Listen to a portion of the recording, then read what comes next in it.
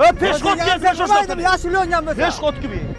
To'xtang, hurmatli fuqaro. Assalomu alaykum. Viloyat yo'l harakati xavfsizlik boshqarmasi katta serjant Hasanov Azizman. Hurmatli fuqaro, siz harakatlanish jarayonida svetoforni taqiqlovchi qizil chiroqga harakatlanib kelyapsiz. Siz harakatlanishingiz faqatgina yashil chiroqda harakatlanish kerak. Bu piyodalar yo'lakchasidan. Hozir transportlar harakatiga xalaqit kelyapsiz. Uzr komandir, bunaqa Tirbandlikni hosil qilyapsiz. Avariya holatini yuzaga keltiryapsiz, hurmatli fuqaro. Sizga nisbatan ma'muriy bayonnoma rasmiylashtiramiz, hurmatli haydovchi, qoida buzganligingiz bo'yicha. Assalomu alaykum. Koson tuman aholisi va Koson tumanidan mehmon fuqarolarimizdan shuni so'rab qolardikki, mana hozirgi video jarayonida piyodalar o'tish yo'lakchasidan svetoforning qizil chirog'iga piyoda harakatlanib kelyapti.